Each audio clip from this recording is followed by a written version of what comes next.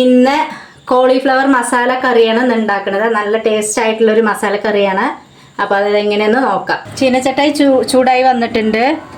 നല്ലെണ്ണ ഒഴിച്ചു കൊടുക്കുക.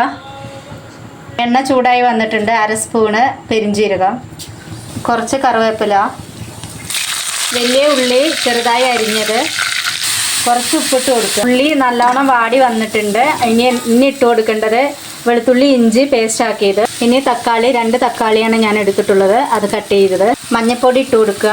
1 സ്പൂണ് മുളക് പൊടി, 3 സ്പൂണ് മല്ലിപ്പൊടിയാണ് ഇട്ട് കൊടുക്കേണ്ടത്. ഇനി കഴുകി വെച്ച, അതായത് ചുടുവെള്ളത്തിലിട്ടിട്ടാണ് ഇത് കഴുകിയെടുത്തത്, അത് കഴുകിയെടുത്തിട്ടുണ്ട്. ഇനി ഇതിലേക്ക് ഇട്ട് കൊടുക്കുക. കുറച്ചും കൂടി ഉപ്പിട്ട് കൊടുക്കുക. ഫ്ലവർ എല്ലാം മസാല എല്ലാം കൂടിയിട്ട് നന്നായിട്ട് മിക്സ് ചെയ്തിട്ടുണ്ട്. ഇനി ഇതിലേക്ക് ഒഴിച്ചു കൊടുക്കേണ്ട ചുടുവെള്ളം ഒഴിച്ചു കൊടുക്കുക. ഫ്ലവർ വേവാൻ ആവശ്യത്തിനുള്ള വെള്ളമാണ്, ചുടുവെള്ളമാണ് ഒഴിച്ചു കൊടുത്തിട്ടുള്ളത്. എന്നിട്ട് 10 മിനിറ്റ് ഇത് അടച്ചു വയ്ക്കുക. നന്നായി വെന്ത് കുറുകി വരും.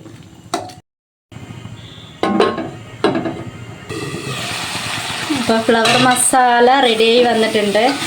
അപ്പോൾ വെള്ളമൊക്കെ നന്നായി വറ്റിയിട്ടുണ്ട്, നല്ല ഡ്രൈ ആയിട്ടുണ്ട്. ഇനി കുറച്ച് മല്ലിയില ഇട്ട് കൊടുക്കുക. അതിനോടൊപ്പം തന്നെ കുറച്ച് കറിവേപ്പില,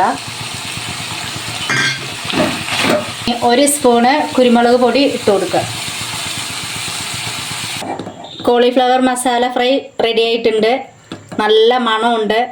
പെരിഞ്ജീരകത്തിൻ്റെ, കുരുമുളക് പൊടി, അങ്ങനെയുള്ള ഐറ്റംസ് എല്ലാം ഇട്ടിട്ടുണ്ട്. നല്ല ടേസ്റ്റ് ആയിട്ടുള്ളൊരു ഫ്രൈ ആണിത്. ചപ്പാത്തിക്കും ദോശയ്ക്കും ചോറിൻ്റെ കൂടെയൊക്കെ കൂട്ടി ഇത് കഴിക്കാം കേട്ടോ.